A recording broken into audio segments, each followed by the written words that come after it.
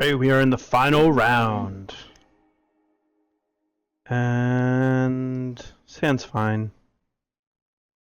Actually, so one nice thing about this hand is that it has two basics. A lot of times we don't actually get to start with two basics, so we don't have any turn 2 action, but we do have a good 3-mana spell. And, oh, we're on the play. I didn't even realize we're on the play. Man, this is getting better and better. Could we draw a Jace next turn? That would be really good. Oh, that'd be so good. But yeah, turn 2 Jace would be so good. But yeah, we have like turn 3 action, and with another land drop, you know, we can potentially have turn 4 action. So the one thing that was a little awkward about cracking that Evolving Wilds for a island is kind of need double block for Ruinous Path. But you know, you want to unlock the possibility for turn 2 Jace, and we have 3 draw steps to find a black source for Kalitas. So the other option could have been to just not crack the Evolving Wilds on turn 1 and save it to like play on turn 2. But I don't think that I would want to do that, because then you can't play turn 2 Jace. Like, turn 2 Jace is the best thing to do with this deck, so pretty sure you just want to give yourself every opportunity for that to happen. So I imagine that we're in some sort of card advantage mirror. I don't like this.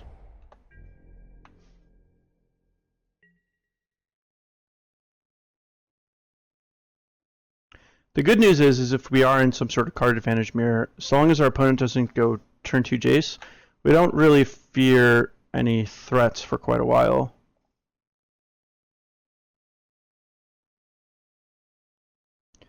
But if our opponent goes turn 2 Jace, we're dead. Alright, looks like we're up against the Sylvan Advocate, Tireless Tracker kind of deck. This Read the Bones was a phenomenal top deck. Holy cow. Is that good or what? We're just gonna put both on top.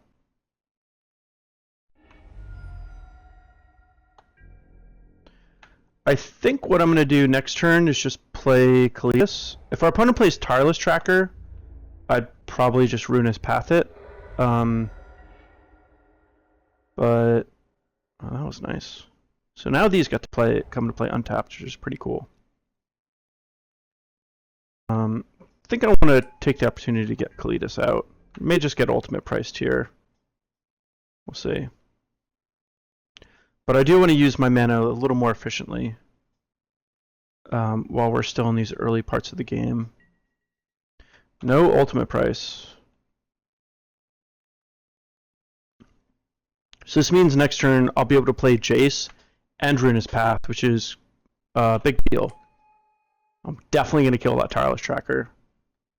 In these mid-range mirrors, all you want to do is cut your opponent off of card advantage. Like, it's so rare that you can win a game with tempo. Like, it does come up, but it usually only comes up when, like, one player had something bad happen. Like, there's something wrong with their draw, or they built their deck in a way that's, like, just too clunky.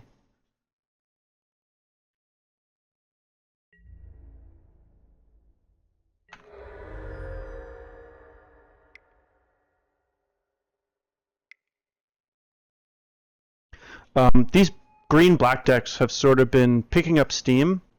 I'm kind of curious to see how successful they are at like Grand Prix and such. There's a lot of elements of them that I really like. They're really well-rounded. Tireless Tracker is a great card. I'm not sure if this person's playing it, but the ones that have like the ramp elements integrated into them with the Sylvan Advocate, Tireless Tracker, and like removal spell stuff, they're doing some really cool things, and you actually do get to curve like a Sylvan Advocate into like an Ulamog, which is like just really sweet. Like last week I played the Sam Black deck, which was green-black, and that was quite nice.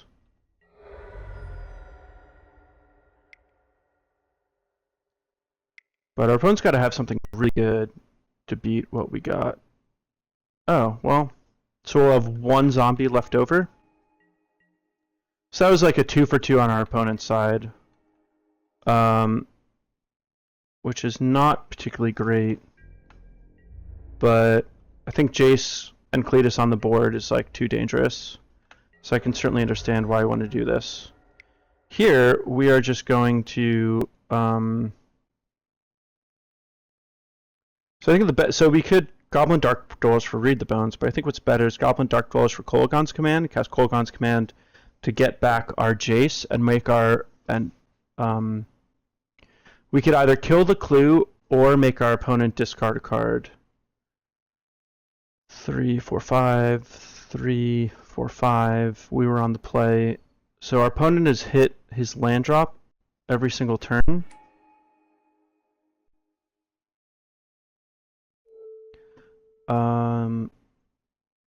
Not sure which is better.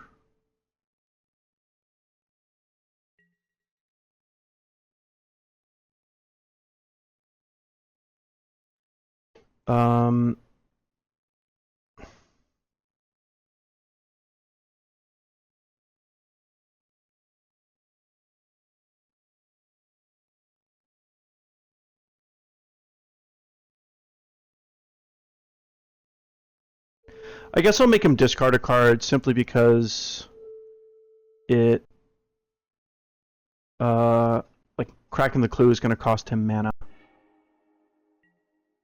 He discards a swamp. Yuck. Should have killed clue. Oh well. Still think we're in good shape though. We're ahead on the board. Silumgar's command super sweet.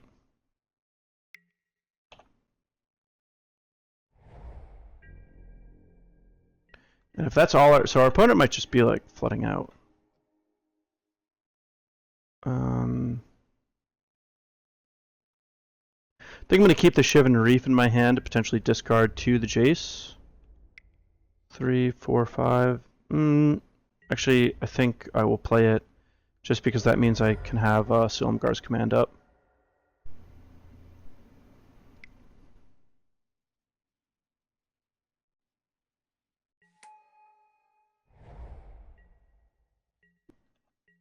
Now, if our opponent has like another Languish, for example, actually, it'd be a little tricky to counter. We'd have to like give our Dark-Dwellers -3, -3. Alright, we're definitely going to counter that. That is worth countering. It's like one of the big sources of card advantage in this deck, and we're pretty close to killing him, so... Oh, we can actually return one of his lands to his hand?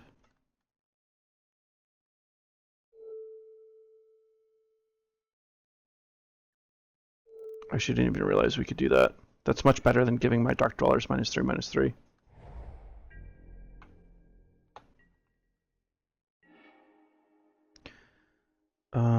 Let's do this. Start that. 1, 2, 3. So we could Kolaghan's command our Kalitas back, or we could put him to 1. Put him to 1's not even that good. Or we could save the Kolaghan's command to kill a Hissing Quagmire. 3, 6. What's like the worst he could do?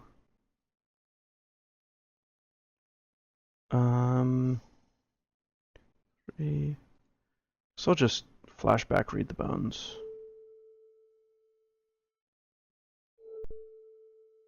Just draw more cards.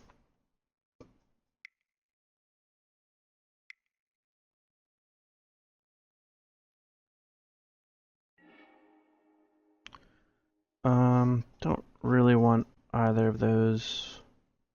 I don't want any more lands, but if I do draw another land, I would prefer that it was a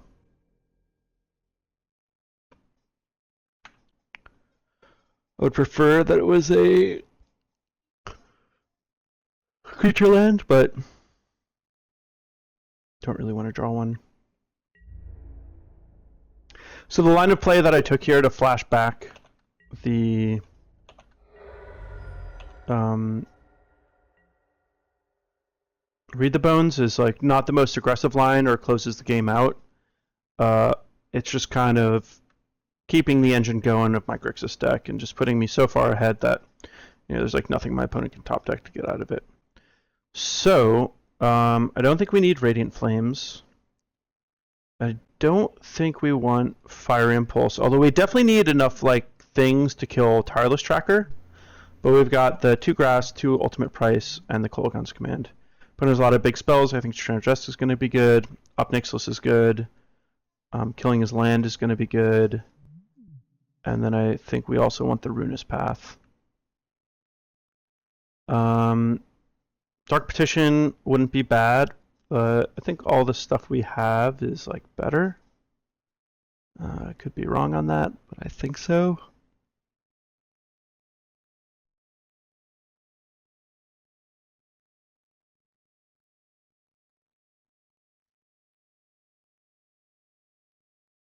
It's like pretty hard to make a case against Dark Petition in a matchup like this.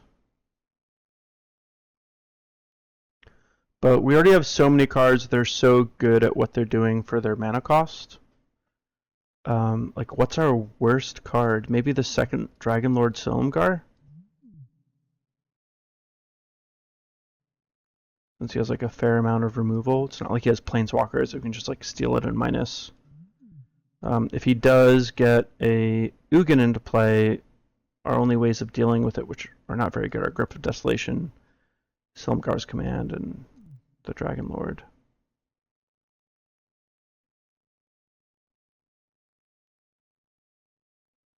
Dark Petition can be really powerful in these kind of games, though. Like Dark Petition for Ob Nixilis is going to be something that's good. I think one Dragonlord Silumgar is enough, and I'll just play the Dark Petition.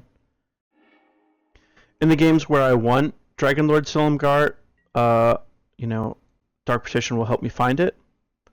And in the games where I don't want Dragonlord Silumgar, I only have the chance to draw one. Yeah,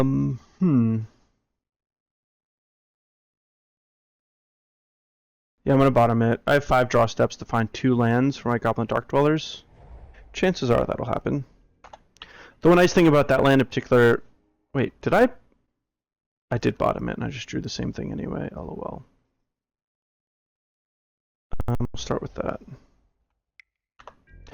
The nice thing about Smoldering Marsh is like it lets me play the Foreboding Ruins untapped, but I have like nothing to cast on the early parts of the turn. So I'm not really worried about my opponent playing creatures like that, because they just don't actually do very much in an attrition type matchup. If he starts like ramping up seriously and casting like the this is gonna be like, and this is Explosive Vegetation, yeah, so this is a little annoying. This is my opponent just exploding on mana, and not only is this generating card advantage, I mean this is a 2-for-1, but it's gonna be able to help my opponent get to a point where he's just completely outclassing my plays. The good news is that my next 3 lands I can make come into play untapped. So with the land drop, this is a 4/5. Really what I want to do is just kill cards like Tireless Tracker. Like I'm probably going to end up blowing a removal spell on the Sylvan Advocate, just because I have to make sure that I don't fall behind too much. But the things that I'm really worried about are like a card like Tireless Tracker. So let's just take care of this right away. Maybe flash it back with Goblin Dark-Dwellers the next turn. And here I will take the opportunity to play Foreboding Ruins, and I will hide the information about my hand and not reveal anything to let it come to play untapped.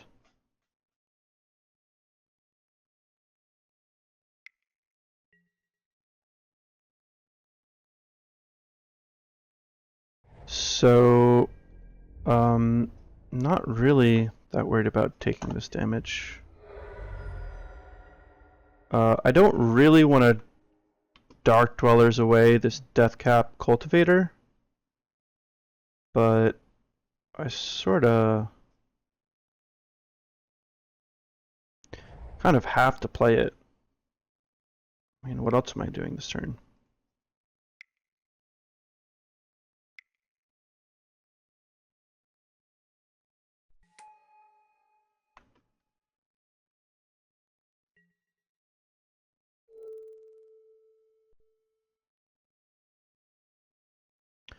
So, not particularly exciting.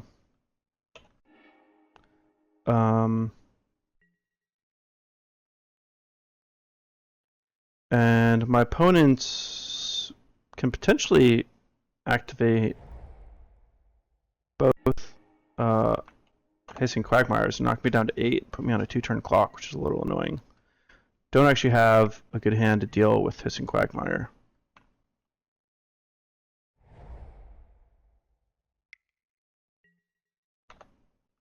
Like, I actually would have been a lot happier if my opponent had played a creature there so I could Dragonlord Silumgar it.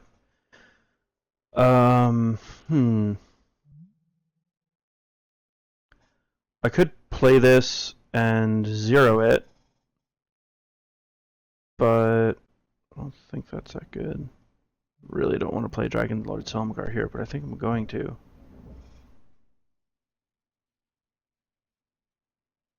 Could also play the Chandra and plus and see if my opponent wants to attack it or me. Probably just attack me.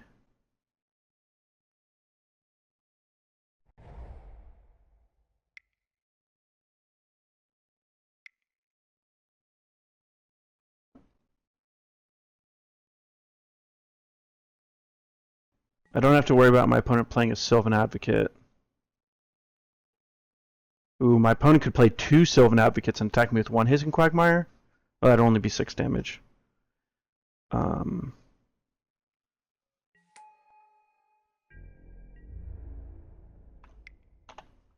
So what I'm really hoping is that my opponent just feels like maybe they need to play a creature.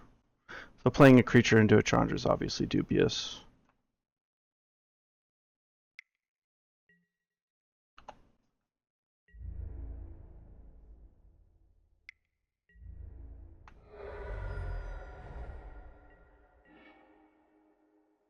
Ooh, so this is good. I can bounce 1 and give the other one -3/-3. Praise the Lord. We got something good going on.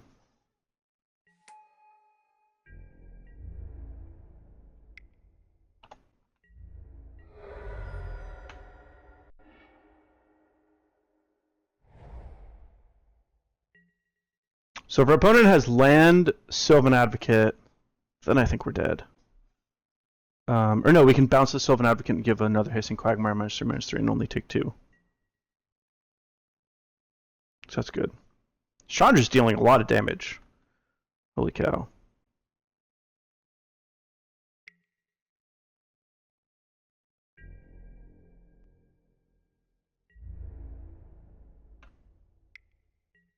Nice.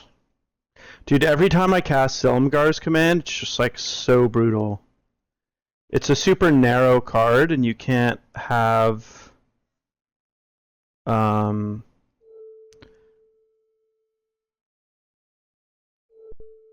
like you can't just like play a bunch of them in your deck. Oh, sorry for rubbing the mic, but they are they're just like a great card. Such a good one of.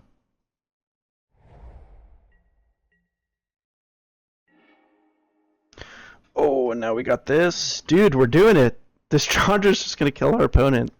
Dude, this game has been insane. What a wild ride. Dude, and to think we started like 1-2 in the first 2 matches, and then we went 2-0, 2-0, 2, and maybe this will be another 2-0. It's pretty good. 1, 2, 3, 4, 5, 6, 7. So I can pay 4 mana to activate my Wandering Fumarole if I wanted. and still I think I should just play my land.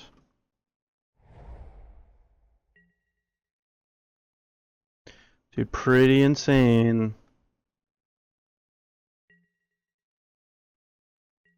Opponent has Ruinous Path. Like, we even have it covered with the Wandering Fumarole. 4, 7, 8. Yeah. Opponent can't even have, like, Ruinous Path and a removal spell. Alright, I don't think that does anything.